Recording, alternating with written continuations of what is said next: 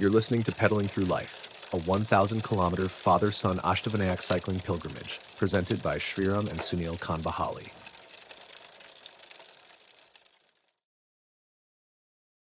Father-son cycling pilgrimage, Ashtavanayak Yatra, Day 4. Journey continued. After 3 fulfilling days of riding through the sacred circuit of Maharashtra's Ashtavanayak, Day 4 began with a renewed sense of calm and quiet determination. We had spent the previous night resting at the peaceful temple campus of Ranjangaon, a much-needed pause that allowed both body and mind to recover. As the first rays of sunlight touched the temple spire and the gentle sound of bells echoed in the morning air, we prepared for another soulful stretch of our pilgrimage, morning light and new energy. Our destination for the day was Siddhatek. Since it wasn't very far from Ranjangaon, we thought, why not try to reach Moragan too, the 5th shrine in the circuit? We started a bit later than usual, but without any rush. This journey was never about chasing kilometers.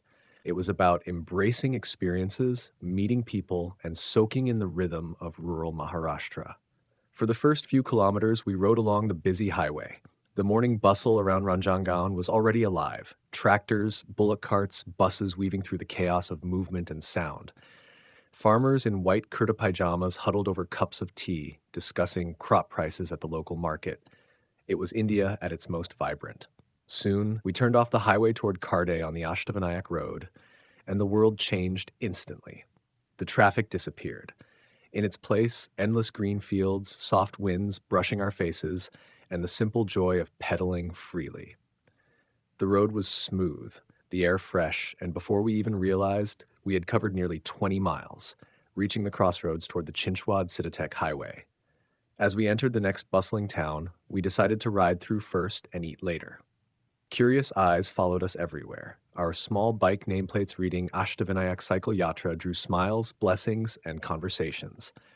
At one point, Shriram, who was riding behind me, got surrounded by a group of excited college students wanting photos and selfies.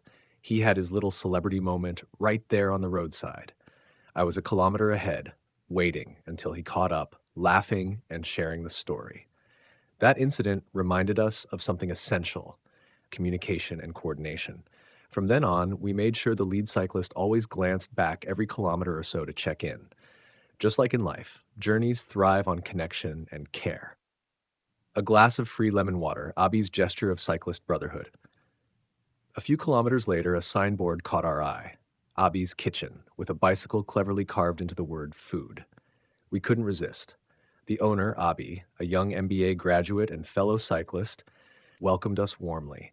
He served us a delicious South Indian breakfast and, with a smile, offered lemon water for free. "It's my tradition," he said, "to offer every cyclist a glass of lemon water. I know how much it helps on long rides." Such simple kindness, it made our morning brighter. We clicked pictures, shared stories, and admired his spirit of cyclist brotherhood. Supporting the cycling community. Refreshed, we continued on the beautifully maintained road toward Daund, a lively town that felt like a blend of cultures and stories. There, a gentleman on a scooter struck up a conversation with Shriram mid-ride. Moments later, he waved us toward his shop, introducing us to his friend, another passionate cyclist, Mr. Anna Jagtap. They showed us their high-end bikes, one of which, the Triben RC100, instantly found a place on Shriram's wish list. Anna shared valuable advice: padded cycling shorts for comfort, and regular hydration, water, juice, even tea, to sustain energy. We were amazed to hear how they often covered up to 250 kilometers in a single day. Over steaming cups of tea, they shared lessons on endurance, health, and road discipline. Before we left, they gifted us water bottles and insisted we call anytime if we needed help. Their generosity reminded us again: the cycling community truly is one big family. Innocent children, reflections of God. A few miles later, we were joined by a small group of school children on bicycles. It was their holiday, and their eyes sparkled with curiosity. One boy, Krishna, rode close and invited us home for tea or lunch, saying, "Please come back here on your return journey." His innocent warmth touched us deeply. Those children, unfiltered by the digital world, reminded us of the beauty of pure, simple human connection. The holy river Bhima and Siddhi Vinayak's blessings. By afternoon, the majestic River Bhima appeared on the horizon, calm, wide, and divine. The sight of it filled us with awe. Sriram stopped, taking photos with our bikes beside the water, a moment of perfect peace. Siddhatek, our fourth shrine, stood gracefully on the riverbank. The temple area was alive, filled with chants, devotees, and the fragrance of incense. Despite the crowd, we managed a serene darshan of Lord Siddhivinayak. The temple trustees noticed our cycling gear and warmly invited us for prasad, a simple yet divine meal. I'd promised Sriram earlier not to eat too much before long rides, but, well, some promises are hard to keep. He smiled knowingly as I enjoyed the food a little too much. During lunch, we met Bapu Koltede and his family from Saswad, also on pilgrimage with their two young sons.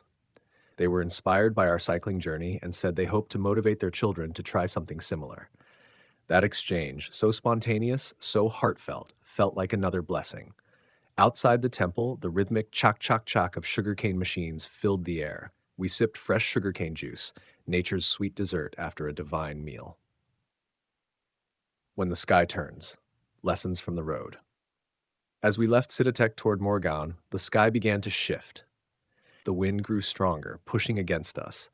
Soon, dark clouds gathered and rain poured down with full force. We usually loved cycling in the rain, laughing like kids, but this was different. Visibility dropped to near zero. We rushed into a roadside government office for shelter. The kind staff welcomed us in. We sat on the green synthetic carpet, legs stretched, watching the rain swallow the road. For almost an hour, time stood still. When the downpour eased, we resumed, only to realize 5 kilometers later, Sriram had left his helmet behind. Without hesitation, he turned back. A reminder, safety is never optional. By the time he returned, dusk had settled. We knew we couldn't reach Morgaon that night. With no hotels nearby, we kept searching until we reached a small village called Wireless Fada on the Don Patas Road. Wireless Fada, a darshan of humanity. There stood a humble temple glowing under the soft light of evening diyas. The villagers, seeing 2 drenched cyclists, welcomed us like family. They were celebrating the final night of their 10-day Ganesh festival and insisted we stay for dinner. Their hospitality was beyond words. Men cooked together, youth served food, women sang devotional songs. It was a living picture of harmony and gratitude. Over dinner, we learned these families had once been displaced during the British era, yet their spirit remained unbroken. We shared stories. Sriram played the Miradangam during bhajans, and I sang a simple hymn, an offering from my heart. The courtyard echoed with music, laughter, and prayer. It felt like the soul of India itself was singing. By midnight, the village grew quiet. Though many invited us to sleep in their homes, we politely declined, wanting to leave early. We tied our bikes to a temple pillar and lay down on the cool floor. The soft hum of crickets and the faint fragrance of incense filled the night. As I closed my eyes, one thought echoed in my mind. Every destination is sacred, but it's the people along the way who make the journey divine. Because the real pilgrimage isn't measured by miles, but by the smiles, the questions, and the stories you collect along the road. You've been listening to Pedaling Through Life, a 1,000-kilometer father-son Ashtavinayak cycling pilgrimage presented by Sriram and Sunil Kanbahali. The journey continues. See you on the next ride.